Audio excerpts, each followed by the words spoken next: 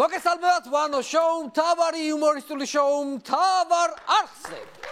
და როგორ იყოს? თუ განსხვავებულად ვაცხადებ ხოლმე ამას და მომწონს.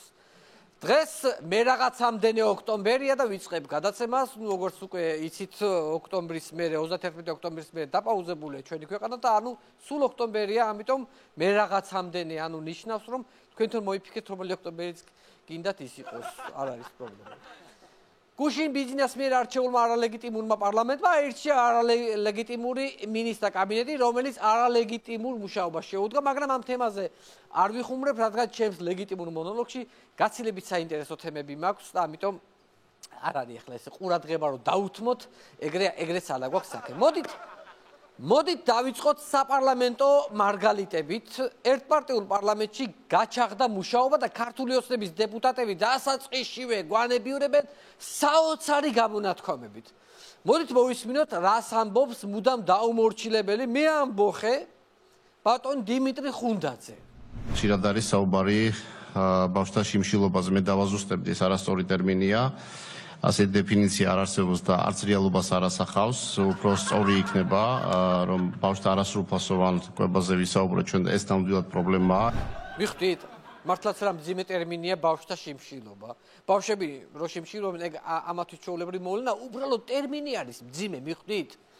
ახლა თუ ვიტყვით ბავშვთა არასრულფასოვან კვებას, ბავშვები ისე ვიშიმშილებენ, უბრალოდ ნახეთ ტერმინი როგორ შემსუბუქდა, ყურში ისე მძიმედ აღარ ხვდება. ერთი პრობლემა უკვე მოგვარდა. ეს არის ამბავი. ესე იგი, ბატონ დიმიტრის არ მოსწონს ფრაზა ბავშვთა შიმშილობა. უფრო სწორი იქნება ბავშვთა არასრულფასოვანი კვებაო. მართალია მეგობრებო, რა წაიღეთ ტვინი ამ ნეგატივით? მოდი უფრო შევამსუბუქოთ ეს ფრაზა, მაგალითად ბავშვთა დამატებითი კვებითი მოთხოვნილებები. ან მაგალითად გათამამებულ ბავშვთა გაუთავებელი კაპრიზები, ესე დავარქვათ. ბავშვთა შიმშილობას ეს დავარქვათ.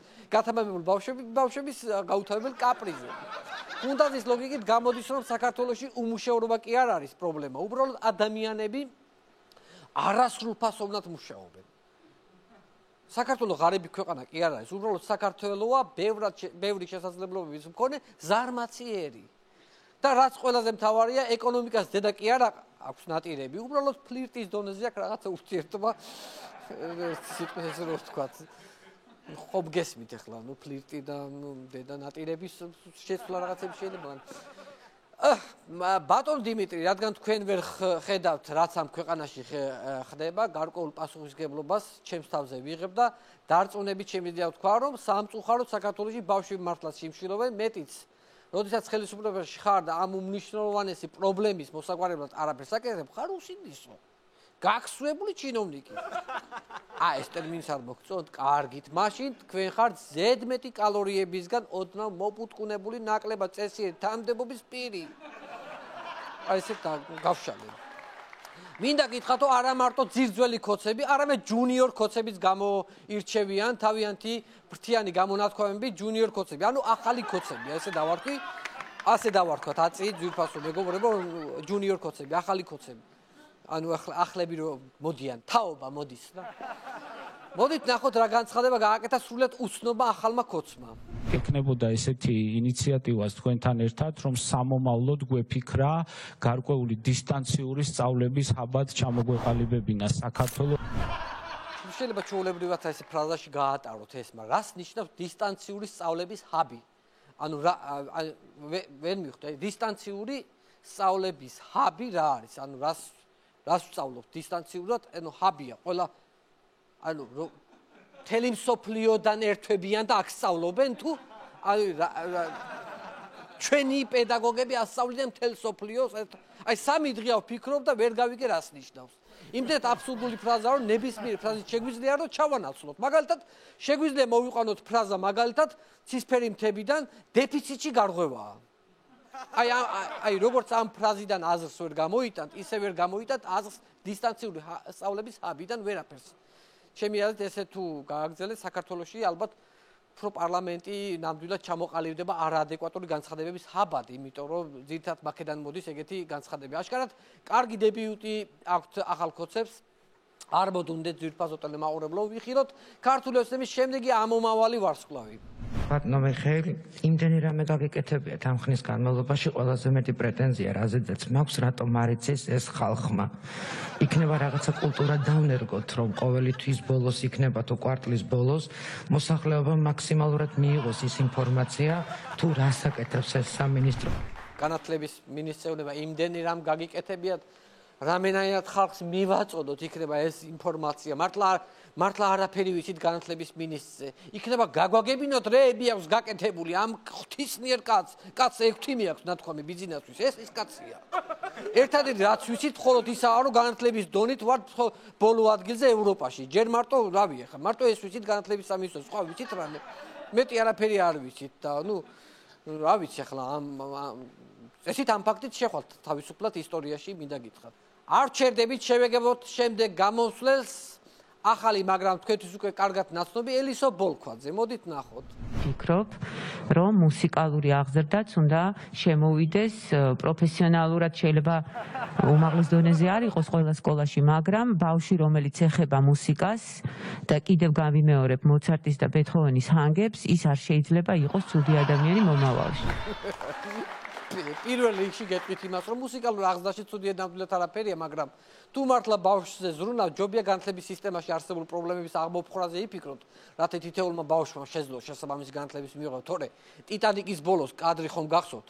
აი გულწრფელად მითხარით გემი, რომ თითქმის ჩაძირულია, აი ის ორკესტრი ბეთჰოვენს შეასრულებს თუ შიპუტინსკის, რა მნიშვნელობა აქვს? აი ეგ მითხარით, თვითონ მეტი არაფერი.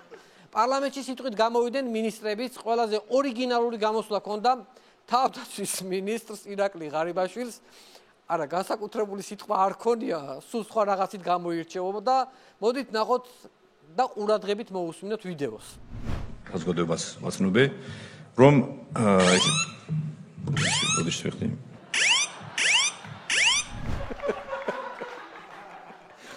აი ეს ზარი რა არის? უბრალოდ გამოსვლის დროს პარალელურად მწყერ სიტყვებს თუ რა რაზარი უხერია ტელეფონზე რაზარი ანუ გამოსვლის მწყერ სიტყვებს თან რა არის მოდის მწყერი ფაქტობრივად აი მწყერის მანოკებს ეძახიან ხოლმე რო ჩაერთება აი მონადირეებს დააქვთ ხოლმე ესე უშტეს და მწყერი ბოდის თავისით აი ეს ზარი რატომ უნდა გქონდეს დაყენებული მობილურზე თან თავდაცვის მინისტრს მე არ მესის ისეთ საშინელი ზარი აქვს მე მგონი კანი რო უდუნდება ეს ზარი უჭიმავს მე მივხვდი ან მეორე ვერსია მაქვს შეიძლება ბიზინა რო ურეკავს მის დარეკვაზე აქვს დაყენებული ეზარი და როგორც კი ურეკავს ეგრევე დგება ეს სტოიკაში ეს ხო არის აი სეტერივით რა სეტერიც ხო ესე იჭიმება და რავია რაღაც ვერსიებია ბევრი არა მინისტრები მართლა რჩეული ყავს განსაკუთრებით ძალოვნები გომელაური ხო გახსოვთ აი ის რა შინაგან საქმეთა მინისტრი როა რა უცნაურია ესე ქვეყანაში შინაგან საქმეთა მინისტრზე პოპულარული ბანკის მძარცველი ბადრი ესებუა როა აი ძალიან უცნაური ქვეყანაა ნახოთ რა განცხადება გაკეთა მინისტრმა გომელაურმა ბადრი ესებუას დაკავებასთან დაკავშირებით ისე ნუ უკითხავთ ჩვენ ასე ვთქვათ ოპოზიციას რომ ახდება რა ვერ დააკავეთ ერთ თვეში და ორ თვეში ეს ჩვეულებრივი თემაა ნუ საწავა ხო დღეს არა ხვალ დავაკავეთ მაგარი კაცია არა ჩქარობს რა საწავა რა დღეს არა ხვალ დავიჭერს ეგ დავიე პრობლემა არა აქვს ანუ ჩვეულებრივი ხელოსანი ყავს შინაგან საქმეთა მინისტრად მიხდით აი ბძარცველის დაჭერას გვიწელავს რა დღეს ხვალ რავი არ მნიშვნელობა აქვს მალე შეიძლება გითხრას რომ ესებუას საქმეს ერთ-ორ დღეში დაგიმთავრებთ პრობლემა არ არის ერთ-ორ დღეში დაგიმთავრებთ ან რომ ვიკითხოთ რომ ესებუა როდის დაიჭერთ ესებუას ხო აბა დღეს რანაირად ძმაო კვირაცხოვლობა ვისვენებთ და აი ეგეთი მინისტრი არის აი რაღაც ეგეთ რაღაცებს ამბობს რომ აბა დღეს რანაირად დავიჭერთ აბა ვისვენებთ დღეს ბიჭები ისე მართალია მინისტრი რა საწავა სად გაიქცევა ეს ესებუაც აი საწავა რა პრობლემა დღეს არა ხვალ არა ზეგ არა მაზეგ ბოლოს და ბოლოს ხო გახდება 65 წლის გავა პენსიაზე ხო და ლიბერტი ბანკის რიგში რო იდგება პენსიონერებთან ერთად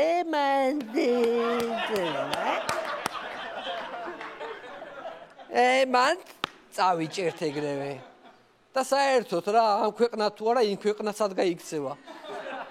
გომელაურ თუ რა ღმერთი მოგითხავს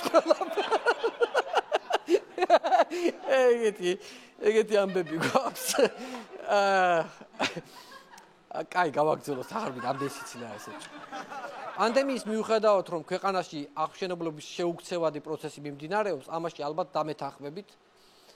ჩვენი მომდევნო ვიდეოც სწორედ ამაზე მეტყველებს, ნახოთ რა გაკეთა თერჯოლის რაიონში, კერძოდ კი ღვანკითში.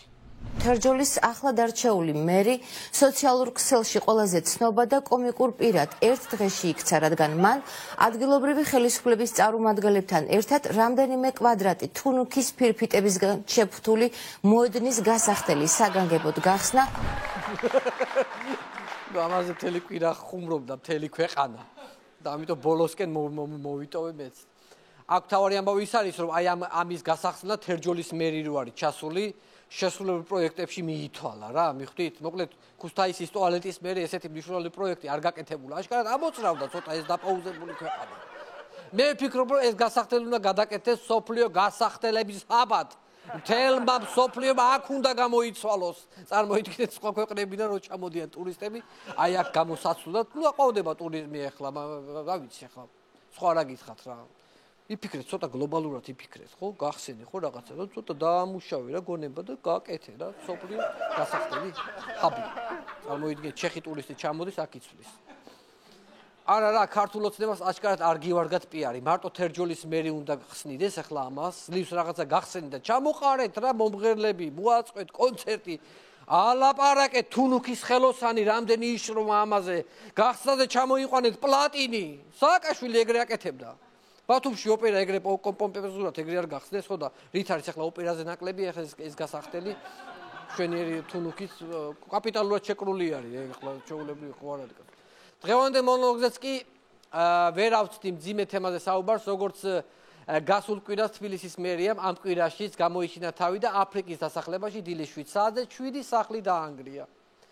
კახი სათხარ, კახი გამოჩდი, რამე ახალი ფროიდის ფრაზები გჭირდება, რომ უფრო მარტივად გადავაგოროთ ეს მძიმე შემთხვევა. კახი გამოუში რამე კარგი ინტელექტები, გამოუში. ინტელექტები ძალიან გჭირდება.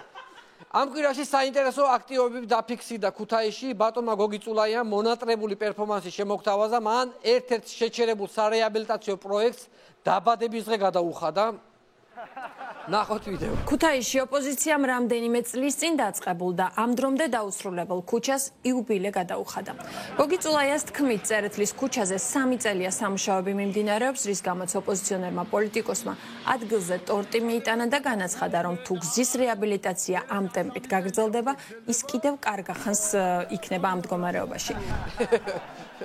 ბოდიში ბატონო გოგი მე ვერ მოვედი. გდანის მესამე მიკროში დაუმთავრებელი გზა გახდა 2 წლის და იქ ვიყავით ბიჭები წასულები პატარა სუფრა იყო რაღაცა, მაგრამ არაუშავს მომავალ წელს მან დავართ. რა პრობლემა არ არის პრობლემა. ისე ბატონო გოგი ძალიან ძვირიანი პერფორმანსი მოგიფიქრებია, რაც ამ ქვეყანაში დაუმთავრებელი ქუჩები და პროექტებია. ვერ აუყვალთ ამდენი ტორტის ყიდვას. ჯობია საკუთარი საცხობი გააკეთოთ, გოგიას ტორტები. სლოგანით შეიძლება გოგიას ტორტები, ბისკვიტი ვერ დააწყვენ ამ შობელ ძაღლებმა. ესეთი საინტერესო. ქუთაის ახალი მერი ხავს და მინდა გითხრათ დაეტყო ქალაქს. მე ვფიქრობ ხალხად ყველაზე ორიგინალური განათება ქუთაისშია. კონკურსი რომ ჩატარდეს სოფლიოს მასშტაბით პირველ ადგილს იმსახურებს. მე ასე ვფიქრობ. მოდით ნახოთ რაში მდგომარეობს ამ განათების ორიგინალურობა. ქუთაისის მუნიციპალიტეტის მერიამ საახალწლო განათებები წინა წელთან შედარებით განსხვავებული რომ ყოფილიყო, უკუღმა დაკიდა. და ფერი შეუცვალა. ამოატრიალეს და მოკლედ რა ეს ინტრიგანი ჟურნალისტები, მოკლედ უკუღმა კი არ დაკიდეს, ცოტა აიფიქრეთ, პირიქით სწორად გათვალეს. ხალხი ხო ღამით გარეთ ვერ გადის. ამ განათებებს კორპუსებიდან უყურებენ, ხო და ზემოდან რომ დახედავ ჩვეულებრივად სწორად ჩანს. უკუღმა რო ყოფილიყო, რა პრობლემაა პრინციპში თვითონ ქვეყანა უკუღმა ახლა რა მოხდა ახლა განათლებების უკუღმა. აი წარმოიდი კორპუსი და უკვე წაღმა, მიხდი კორპუსი და უყურებ. ქვემოდან ვეღარ უყურებ, ვიდრე ვეღარ დადიხარ გარეთ. მოკლედ ყველა ემზადება ახალი წლისთვის, მათ შორის თბილისის მერია სხვათა შორის დაგეგმილი საახალწლო ღონისძიებათა ხარჯსაღრიცხვას გადავხედე და ძალიან ლამაზი ძვირიანი ღონისძიებებია დაგეგმილი. მათ შორის 100,000 ლარიანი ფეერვერკი. ამ ახალ წელს ზუსტად 12 საათზე ყველას გეპატიჟებით საკუთარი სახლის ფანჯრებთან. მოგბრძანდით, თვალი მიაბყარით საქართველოს ცას და იხილეთ ამ ეკონომიკური სიდუხჭირის ფონზე როგორ გავარდება ჰაერში ჩვენი კუთვნილი 100,000 ლარი. აი ასეთ მხიარულ ნოტაზე მინდა დავავთავოთ დღევანდელი მონოლოგი. ჩვენ შოუს მუსიკალურ აფორმებს ბენდი თამუნა ლეკვეიშვილის ხელმძღვანელობით.